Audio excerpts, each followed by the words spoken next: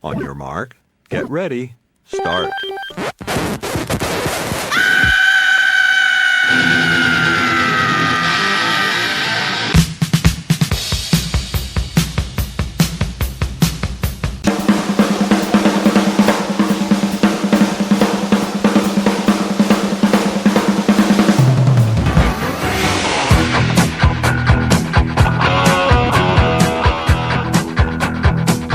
Broadcasting from California and Delaware, this is the Hard Rocking Trivia Show. And here are your hosts, Mark and Danny. All right, boys and girls, welcome back to the Hard Rockin' Trivia Show.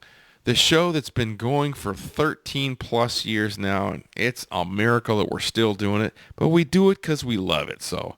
We love it. So if you could help us out there, hit the like button on wherever you're listening to it, hit the subscribe button, it's free. We'll never ask for a penny from the people who listen to this. We just like sharing our love of this music with the people we love out there, even though the people we love hate this music, our wives, our kids, and all our relatives pretty much dislike this music. Oh, my brother does. Pretty much. And your brother likes it too. But other than that, he's okay. He's told me sometimes, oh, that's way too hard. Okay, whatever. Yeah, yeah. So we like talking to each other about this kind of music, and if we like hearing from you guys out there, so contact us on Facebook if you'd like, and reach out because I love talking this stuff. This is fun for us. So totally. So we're going to start off with our most signature bit. This is called Rapid Fire.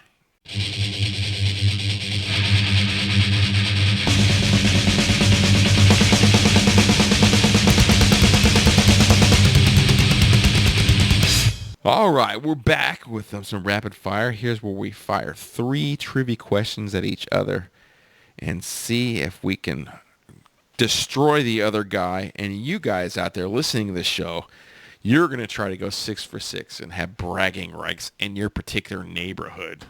But Yep, all your friends will worship you. And I'm telling you, people will worship you. It's amazing. You go to shows and they'll let you in for free. They'll let you in backstage. Yep. You go, I went 6 for 6 on the Hard Rockin' Trivia Show. So you'll get some leg tonight for sure. Right. And if you really want to step things up, go on T Public and get yourself a Hard Rockin' Trivia Show t-shirt. Costs you about $20 and you get it in any size and you'll be worshipped at every show you go to. Styling. And people if ask you, hey.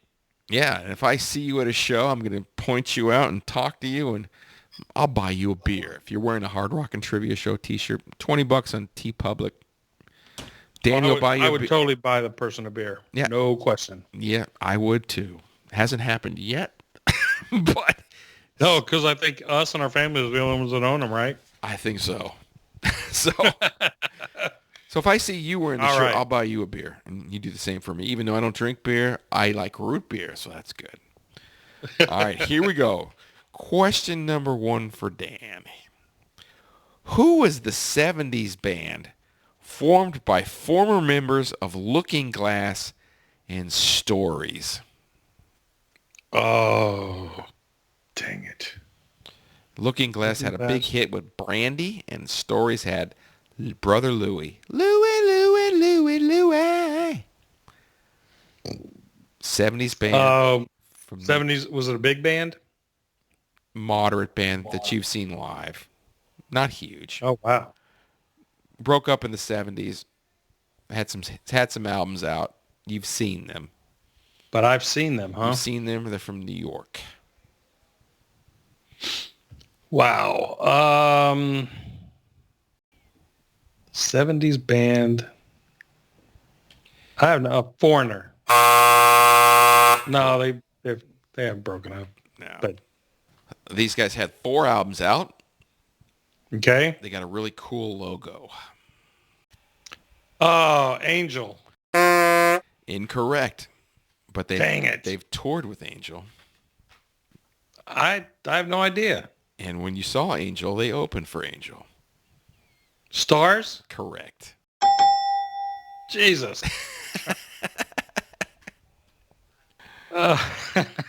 The You 70s said band. moderately successful. I was thinking, They had one hit. They had a top 40 hit. They were Angel moderately successful. They had 4 albums out. That's pretty good. Angel had 5 at the time.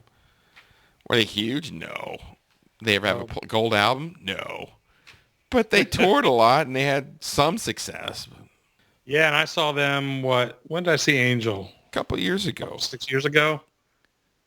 Yep. That was cool. That was really cool. Yeah. I always liked Stars. Never saw Stars. Always liked them. They're cool. Yeah. Great logo. But Angel's logo is All better. Yeah, well, absolutely. All right, question number 1 for you. What is Boston's only number 1 hit? They only had one. Yeah, you'd think it'd be from the first or the second album, but I think it's Amanda off the third album. That is correct. Yep, they're only number 1. And I don't really like that song that much. Not compared to the rest of Boston's catalog, pretty much. That's not even my favorite song on that album. Oh, yeah, I agree. It's weird with Boston. The first album is perfect. The second album is pretty good. And every album after that gets worse. Yeah. I mean, the third album, Third Stage, did really well. But then the next one and the next one after that, they just get worse and worse and worse and worse. I mean, it's like he shot his load on the first album and Oh, well, he probably worked on it for so long. He had, it's the first album disease. The first album is awesome. Then you got the second album, which is okay because you still got some good ideas. But he just kept on with the same idea. Right. It never progressed. It just it get overproduced. I mean, it's one guy basically producing the whole thing in his basement. Guy's a genius, but I think when you live with something for so long, you're focused just on that. I think you lose perspective. Maybe that's what happened. Absolutely. Yeah, I think probably the first album, maybe the second, was an actual band. He wrote all the stuff, I'm sure, but then by the third album, it was just him. Yeah, even with Brad Delp singing, by the third album, it's pretty much him and Brad was just this hired singer pretty much, and after that, it's like nothing memorable after that. Right. After Brad died? Yep. Especially. All right. Well, you got that one right. So you're 1-0, I'm 0 for 1. Yeah, and Boston's probably Tom Schultz is probably still working on the next Boston album. What will come out first? A new Guns N' Roses album or a new Boston album? I don't know. Yeah, I'm not holding my breath for either one. Right, neither am I. Yeah. All right, question 2 for you. How many Kiss songs does Tommy Thayer sing lead vocals on? And this is for only studio albums. How many Kiss songs does Tommy Thayer sing lead vocals on? Just the number. 3. Incorrect. He sings lead vocals on 2 songs. I was going to say 2 and thought, nah, he's been in the band a long time. Damn it. I mean, what 2? When the Lightning Strikes on Sonic Boom, which is pretty good actually, and Out of This World on Monster, which I don't even remember. Monster to me is like, I listened to it a couple times and I couldn't tell you anything off of that one. But Sonic Boom actually has some good songs on it. And live he sings, which doesn't count, live he sings Shock Me, which is weird. That makes sense. But I don't think he should be. He should be doing it. It's more of an Ace song. Just because you're playing Ace doesn't mean you have to sing that song. They should have made Tommy sing a song that he actually sang. But what do I know? Well, I doubt they play those songs. They don't. They Yeah. never. But, I mean, anymore, do they play anything anywhere close to recent? I think they played Say Yeah and Hell or Hallelujah. And that was about it. But Say Yeah. I like Delilah. I like that song. See, They could have done that. I didn't. I think Modern day Delilah. I think they did a little bit when that album came out, but on this last tour they didn't. But they did play Say Yeah, which was weird. Okay. But I would think you'd give a spotlight to your guys, and because Eric Singer also sang a couple of songs on the last couple albums. Throw those guys a Did these- bone. Give your Paul Stanley had vocal issues. Let Eric sing us. I mean, Eric sang different songs, but let Eric sing a song that he actually sang on an album, and let Tommy do it. But what do I know? You know, they played the same. What do you know? You're not in Kiss. They virtually played the same set for the last 20 years, which that's when I stopped going. It's like, okay, I'm done. Yeah, I don't need another farewell tour. No, I mean, you weren't as good. Oh. Okay, question number 2 for you. What is the only band where every member has written at least 3 number 1 hits? Only band where every member has 3 number 1 hits. I'm going to say Queen. That is correct. Yes. These are too easy. I gotta make these way more obscure. Yeah, well, that's Queen. still impressive as hell. I mean, yeah, people forget about John Deacon. That means you've got 12 number 1 hits. Yeah. I mean, what band has 12 number 1 hits, much less from 4 different guys? It's crazy. You would think there might be something like the Beatles. Yeah. But did Ringo ever write a number 1 hit when he was in the Beatles? Probably not. No. I mean, I think George, Paul, and John did, but I don't think... Yeah, George... I saw a thing the other day where they showed the top 5 streams of the Beatles. Uh-huh. The number 1 song was Here Comes the Sun. Really? It's a George song, yeah. And it was like by double the number 2 song. Yeah, it had like 1.3 billion streams. That's surprising. I mean, I love the song, but I wouldn't think it would be that one. Yeah. You ever seen that George Harrison documentary? No. Oh, God, it's fascinating. You'd love it. It's super long, though. It was done. I did see the Beatles thing on Apple TV. Well, I saw the first 2 parts. I need to see the third one still. Right, but the George Harrison documentary has been out a long time, and it's just him. It just goes through what kind of a guy he is. You know, it goes over the music he did too, but what kind of a person was. Seemed like a really good guy. But oh yeah, he was a good person. And just a really good person. Very humble. Yeah. Just a caring, humble guy who was known by everybody on the planet. And he handled it really well. So it's amazing actually. The Beatles, they all handled that level of fame which nobody else has had really well. All of them did. I mean, John was a little. Yeah, I don't know about John so much, but the others. Yeah, it's like they're approachable. Yeah. I mean, even Paul McCartney, who's a god, he still seems like he's a regular dude and approachable. I mean, he'll go to shows and say hi to people. And Ringo's just a good dude. Ringo, peace and love. I've never heard anybody say anything bad about the guy. Yeah. I mean, he had a special needs kid, and he went to one of the schools that I used to work in a special needs school, and he had visited this particular school, and everybody just said he was the super nicest guy and friendly and very approachable. So. That's cool. Yeah. I've never seen the Ringo tours where, his all-star bands. I mean, yeah, I want to go see one of those. I will next time they come around. I mean, his band's fantastic. Yeah, because everybody in the band got their own hits. Yeah, that's a prerequisite for being in his band. You have to have your own hits. Yeah. Either with your band or solo or whatever. And Colin Hay from Men at Work is in that band a lot. Steve Lukather, just a lot of. I think that Greg Bissonette, who doesn't really have any hits, but such a terrific drummer. But everybody else has got something. Yeah. And I think they just played here recently, but I just didn't look into it like a dummy. I mean, Ringo's not going to be around. Yeah, that 80s. Will be. I did see Paul McCartney a few years ago in Philly. That was unbelievable.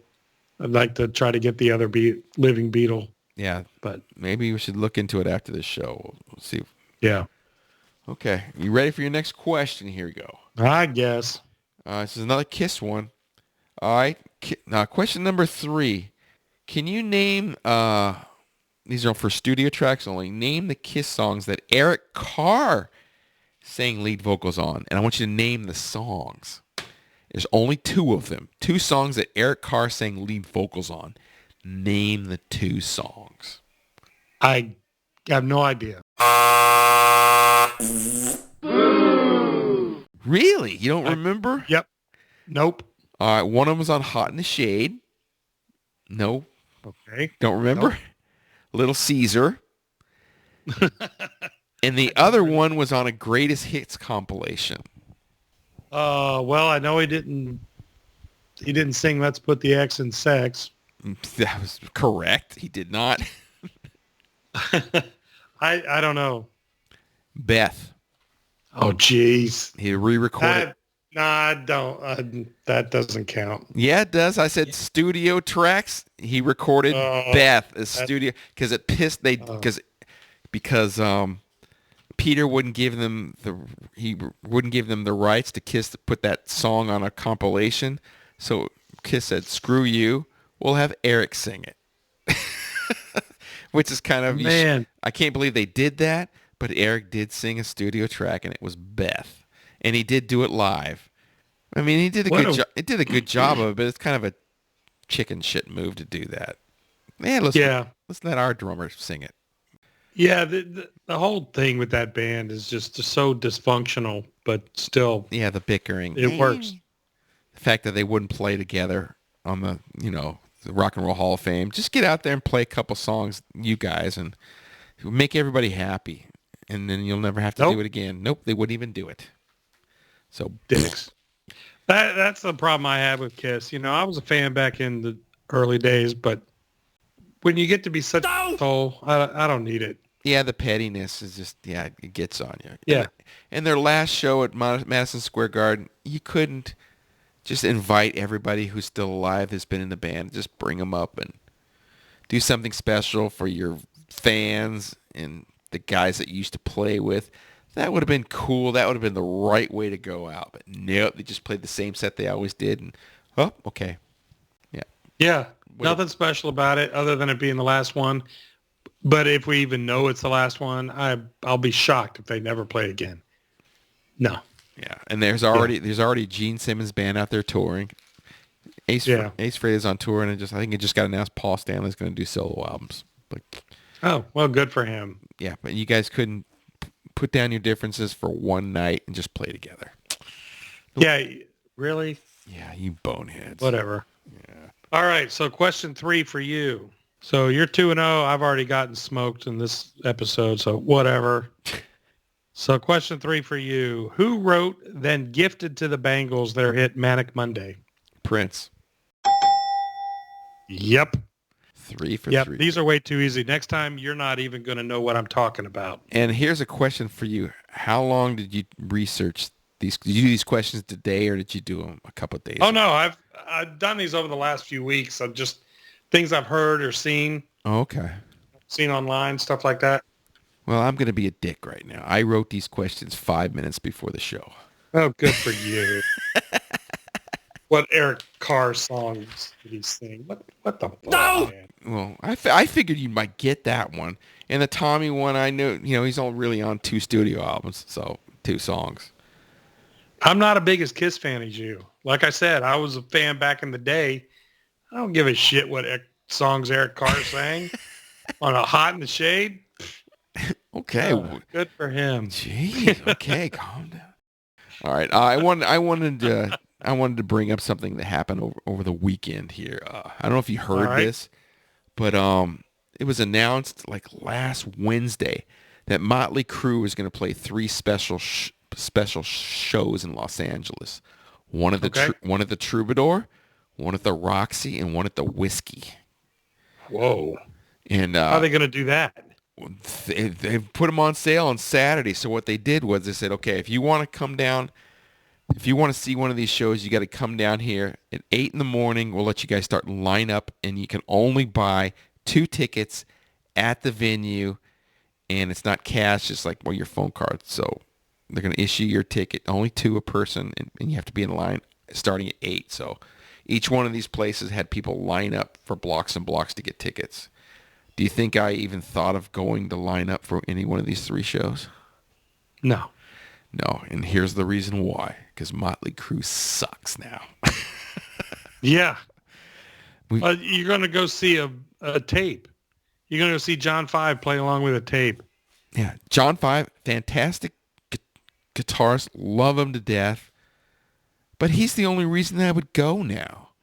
Yeah, me too. That's it.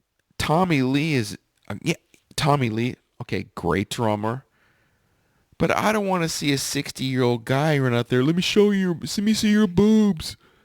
Running out there and talking to the crowd and acting like he was 20 again. When he was 20, it was funny. When you're 60, it's pathetic. It's like, just sad. And the fact that there was things out there where is Nikki even playing? It's like, a track is playing, Nikki's playing. If you're a bass player and you can't play the bass and you're playing along with a track. For Motley Crue, it's not like you're playing Rush. You're playing Motley Crue. Really? You can't play that in your sleep? And this is a band I loved. I saw the Shout the Devil tour right before that album came out. Loved them. The band was great live. They sang live. They played live. Loved them then. Vince could sing. Vince now today cannot sing to save his life. He is god awful. He's way out of shape, which is, I don't care. Mike Reno is way out of shape for Loverboy. Guy looks terrible, but he can still sing. Vince looks terrible, cannot sing a lick. He'll sing a couple. Sometimes he'll just make noises that kind of sound like the lyrics, or he'll sing some of the lyrics and have the crowd sing them for him. It's like, you're just cashing it in at this point. It's like, yeah, that's a bunch of crap. So how much were the tickets? You know what? I don't even know. I didn't even look into it that far. For like 10 seconds, I thought, well, maybe I should go because this is a special thing. I'm like, no, because I've seen them, the recent live shows, and they're awful. It's like, I don't want to stand in the whiskey and listen to this because I know it's not good. And I don't know if you've heard these latest songs they've put out. I guess they got a new EP coming out called Canceled. There's 3 songs on it. The first one was a song called Dogs of War, which was terrible. Yeah, it was not good. Bad. I mean, I don't know what the deal is. I mean, you got Studio Tricks, so you can help Vince out. But the song itself was bad. The next one they did a cover of a Beastie Boys classic, Fight for Your Right to Party. Okay, how do you screw that up? I mean, it's a pretty easy song to play, and everybody knows it. You get over your party band image. Get over it. You were the party band back in the day, but you're grandparents now. Just stop. Yeah, and it's a bad version of it. It's not good. How do you screw this song up? I've heard other covers from this song, and they were great. This just sounds terrible. I mean, it's like, I figured, okay, they're going to, because Motley Crue's covered a lot of songs, and most of them have worked. Smoking in the Boys' Room, Helter Skelter, Anarchy in the UK. All those covers are decent. They're good. This, which you would think would be good, the production's bad on it. There's no life to it. It's like, well, that's just where they are now. But they're not the Beastie Boys. Yeah. The Beastie Boys were like in their 20s. These guys doing Fight for Your Right to Party when you're in your 60s, no.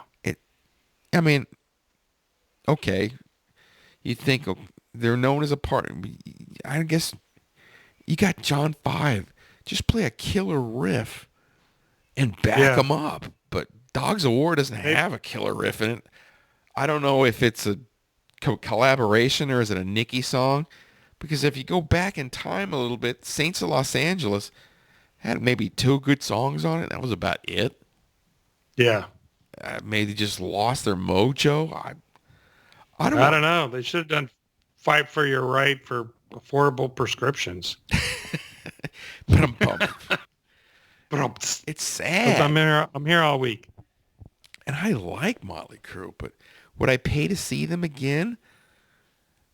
No. I won't. I won't. You probably thought, should I go down to go see him at the Whiskey? I don't want to. For historic. No, I should. I mean, I went to the Whiskey to see Accept and KK's Priest. It was phenomenal. Could Motley Crue top that? No, not even close. No. Oh, Ugh. I hate to bag on them, but it's just, and what you think with John Five, a top-notch guy like that, they could be better. And I don't blame John Five. It's not him. Maybe Oh no, he's doing a gig, it's a tease. He's got to be a team player. He can't go over there and take over because these are established guys. Nikki Sixx he runs the show. It's mostly his band. He writes the songs. He's the business. He's it's guy. his band. He's just not all there. I mean, no, I can't blame him. He lives in Wyoming of all places. Can you believe that? Wyoming. Can't blame Wyoming for this. I can't blame Tommy Lee because Tommy Lee doesn't write these songs. Does Tommy Lee still play well? Yeah, he does. But if the songs stink, you can't. That Dogs of War is horrible. Yeah. I don't get it. Maybe the cancel song is probably going to be terrible too. I don't get it. Oh. Yeah. Just maybe it's they should have quit when they said they were going to quit. But yeah, they're making a boatload of money, so that's probably what's driving them. And then there's this. He's got to pay for his rants in Wyoming, so. Yeah, I'm sure he's set because he was the main songwriter, so he's making the bulk of the money. So, yeah. And they made a killing on that tour they did with Def Leppard. That thing sold out everywhere, and tickets were high, and $200 average a ticket, selling out 50,000 a. Yeah. Him and Def Leppard is raking it into it. So I guess why they're still going is doing that. But they've been playing these smaller shows recently, and I guess they played some place in Minnesota, and they said the place was not even half full. Really? Yeah, because it was just them. And people, I guess the word's getting out. They weren't with Journey? No, not Motley Crue, not Def Leppard. Motley Crue did. Oh, Motley Crue's they've been doing some festivals, and some of them, they did one in Canada where it's well attended. It was a festival where they're headlining it. But I think they did a one-off show in Minnesota, and there's video of it, and it's terrible. Well, yeah, who wants to go see that? There's too much evidence of it being awful. Yeah, and I mean, and I still can't take the piped-in backing vocals of doing "Kickstart My Heart." Yeah. And, whoa, yeah, it's like, yeah, those aren't those girls singing there, and you guys are not even close to the mics. Give me a break. Yeah. Oh, but I don't want to see guys just dancing around to a tape. No. But one positive thing has come from this. Those funny meme videos of Vince Neil singing and they're guessing what he's singing and they type it out. Oh, those are hysterical. There's a lot of them. Great. Yeah. Well, it's so easy to get because every night it's the same crap. But there's different words. He's not even saying words, but the people trying to translate the words, they're just funny. That's the best thing that's come of Motley Crue in the last 15, 20 years. Those are great. But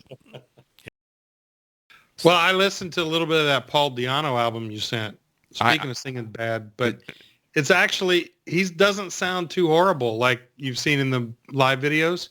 Oh, okay, because I haven't listened to it. I guess he can fix the crappy stuff in the studio, but was it called Warhorse or something like that? Warhorse, yeah. I listened to like 3 songs. Oh, so it's not horrible. Okay. It's not. I was expecting it to be just a complete joke. From what I've seen online with his live videos, but I'm comparing what he sang with Iron Maiden to what the Iron Maiden songs he sings now. Yeah. He's in a wheelchair and he's an older guy and he's had bad health issues. So yeah, he's like 400 pounds. Poor guy. Yeah. To me, it was always weird that Paul Di'Anno was once the lead singer in Praying Mantis. Sure. And with Dennis Stratton. And one time they had Clive Burr in that band. One time they had 3 guys in Iron Maiden in Praying Mantis. And Praying Mantis, you would think, they're a new wave of British heavy metal band. You would think they were heavy. They're more melodic rock than anything else. So I like them. Every time I listen to them, I go, this is actually pretty good. Yeah, it's like Demon. You'd think Demon would be heavy. Or even Ghost. If you look at Ghost, you'd think they'd be heavy. No, they're really not. Did I ever tell you a story about the kid down the street with the Demon out? So I was kind of into Demon in high school, right? Not huge. I listened to their first couple albums. And I had the album. I don't remember the name. It might have been their debut where there was a cross on the ground and there's hands coming up out of the ground, pulling apart the cross, and there's blood and guts inside the cross. So I don't know what the name of that album is, but it starts out with this chant with these guys going, rise, rise, rise. Well, my brother had a sleepover with two of his friends from our court. Uh-huh. And so I put that on. Scared the crap out of him? One went home. Wow. Got up and ran out of our house and ran home. You want to give his name? Huh? You want to give his name? Sure. It was Brian Davern. Oh, okay. That makes sense. Oh, yeah. Brian was my next door neighbor. Okay. Well, yeah, he was very religious, and you scared the crap out of him. Way to go there, Dan. Oh, my God. You know what karma's going to be? Rick Springfield's going to meet your wife. That's the karma for you playing Demon for poor Brian. That just happened then. So See? Karma takes a long time. But yeah, Demon, you describe that album cover, you think, oh my God, this is going to be like Venom. Nope, yeah. Not even close. Not even close. And their album that was like, had the UN on the front. It was black and white. Great album, man. I got to get back into them because I was into them in high school. And they're still around, I think. They still play. I mean, and they're still releasing music. And it's one of those bands I just never, I don't know. It seems like it would be right up my alley. And Praying Mantis, same way. I'm familiar with some of it, but you'd think I'd be more into it. Maybe I just need to. Yeah. Now that we're older, we have the time. Seems like I've got more and more time on my hands now. Well, they're not from Canada, so you blow them off right off the bat. Oh, yeah. They're not Canadian? Nope. Hate them. I love Eddie Trunk's Canadian Roundtables. I always learn about something. You just never know. Speaking of Canadians, I just started the Geddy Lee autobiography. Okay. Yeah. That should be pretty cool. I like him. I mean. Oh, he's a great guy. He and Lurch are hilarious. Alex Lifeson. Yeah. So funny. It's funny. I mean, I saw them on the Moving Pictures tour. That's the only time I saw Rush. And I've always liked Rush, but I was never huge into them. But every time, the Rush documentary is amazing. But every time you see them talking anyway, they're just great people. I was like, wow. Oh, yeah. Yeah. They're awesome. And I saw Rush probably 8 or 10 times. Never disappointed? Never. Hey, you got to love when they're roasting chickens or doing their laundry on stage. It's pretty good stuff. Yeah. And, you ask him about it, like, what's this about? He goes, it just balances out the stage because he runs direct to the PA. So he doesn't have amps. At least not on stage. He doesn't have anything. So he has to have something up there. So on the last tour they did, they started and they played all their songs they played in reverse chronological order. So they started with the newer songs and had a newer stage. And then as they went back, the roadies were changing the stage to what that tour was. Okay. So they took an intermission, and by the end of the intermission, there was just a wall of amps, like back in the 70s. Uh-huh. That's kind of what you did. Just a wall of amps. But then by the end, tell Max to shut up. Hey, Max, we hear you on the show. He's very loud. Yes, anyway, I'm sorry. By the end of the show, each one of them has one amp, and it's just unbelievable. You know what would be funny? If they pulled Neil off the stage and put John Rutsey back there. Well, they're both dead, so. Well, it was an idea. So. Yeah, bad idea, but. Oh, I got some weird trivia. Speaking of dead drummers, Katie Seagal's husband passed away. You remember Katie Seagal from Married with Children? Yeah, Jack White. Yeah, you know who he is? He was a drummer. I know that. I don't know who. He played for it, and he was in the Jesse's Girl video. He played for Rick Springfield? Yeah. I did not know who he played for. I think he's the other guy in the video too. Okay. So yeah, I didn't know that she was married to that guy, and I didn't know his name either until he passed away. So I had no idea who he was. So my mom texted me and said, "Have you ever heard of the drummer Jack White?" And I'm like, "No, but I know the guitar player Jack White from the White Stripes, and his sister is the drummer in the band." It was his And wife. and she said, "No, this is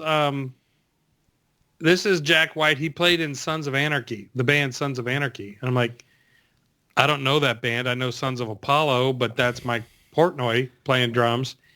And Sons of Anarchy is a TV show." It was a great show too. Did you ever watch that show? I never watched it. Annie's trying to get me to watch it before. Annie's right.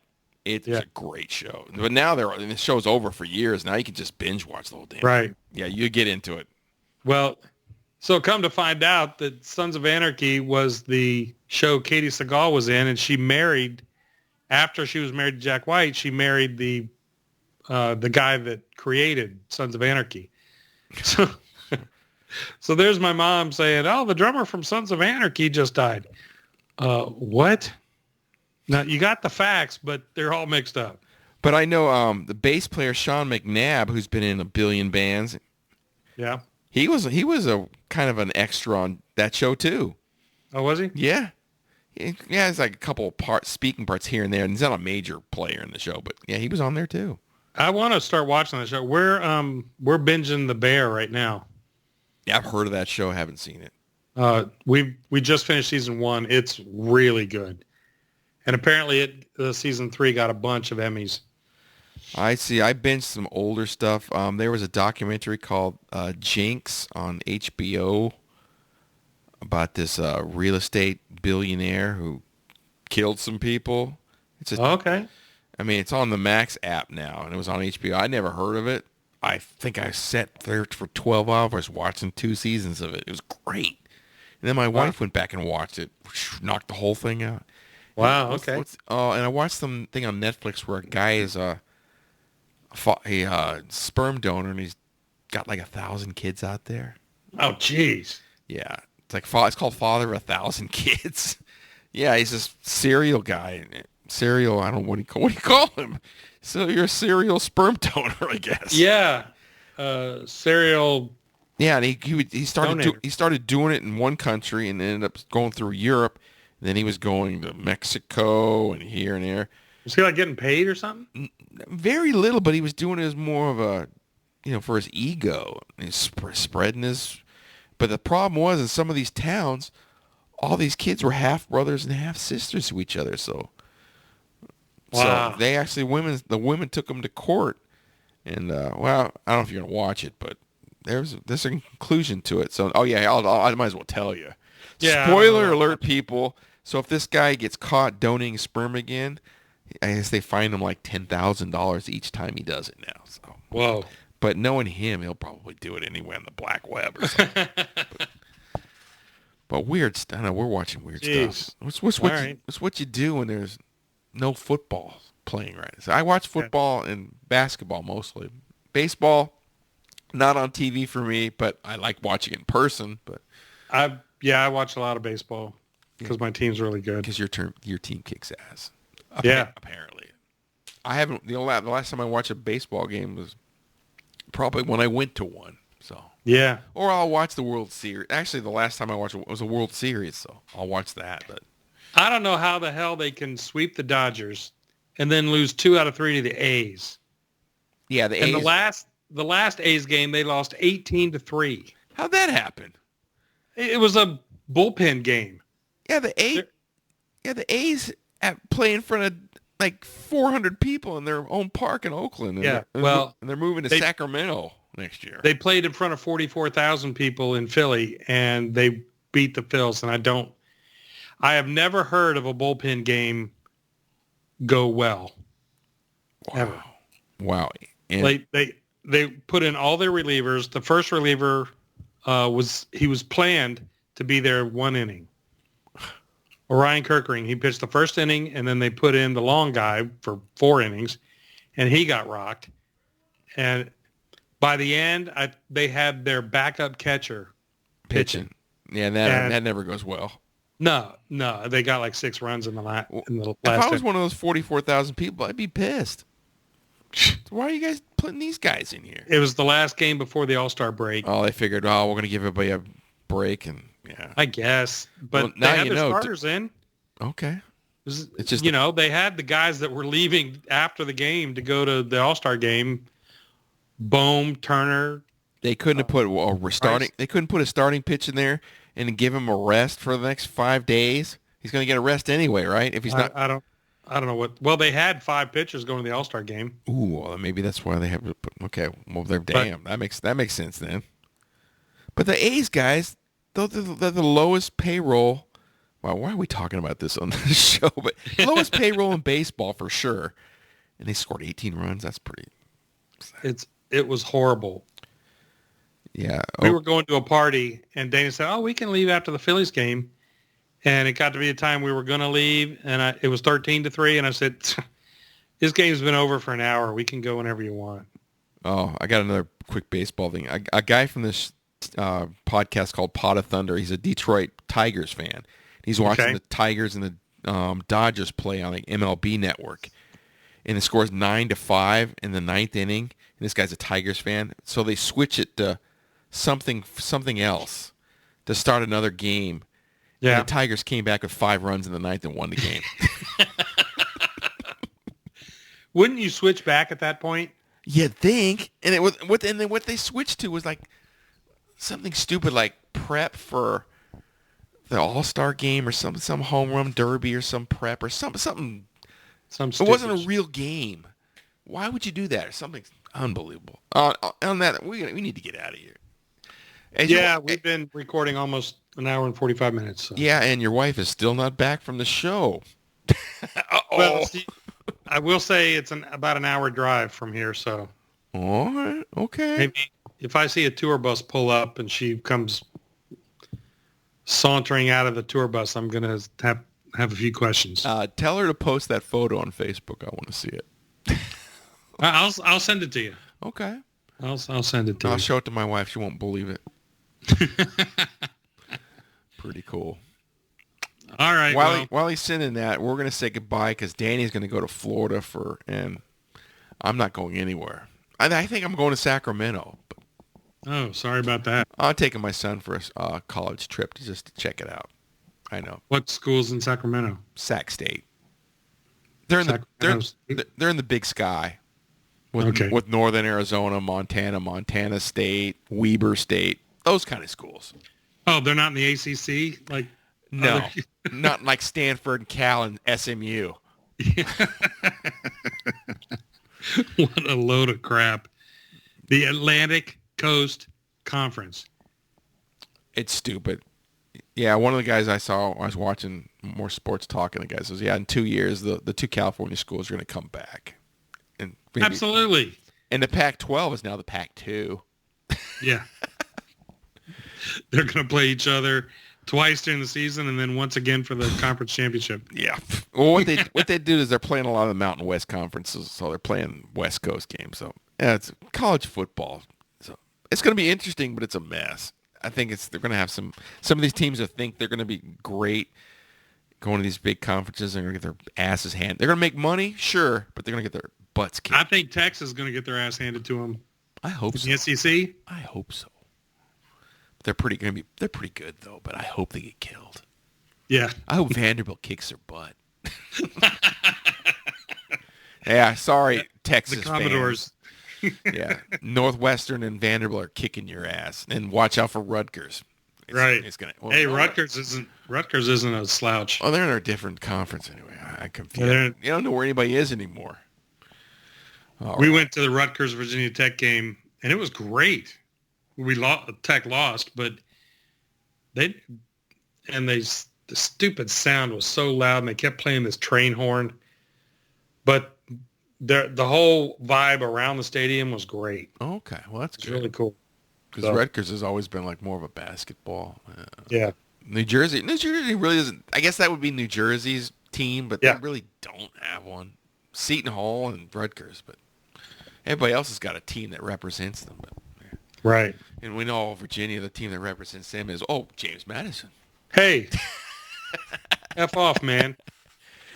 Excuse me, Old Dominion. We'll throw William and Mary in there. ODU. William and Mary, I thought they're in Virginia. Yeah. I always thought William and Mary's in North Carolina. No, it's in Williamsburg. Okay. Shows you what I know. Okay. Well, we know the best team in Virginia is the Richmond Spiders.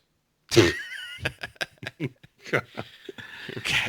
All right. Well, I'll see you when I see you. All right. Take it easy. All right. Bye.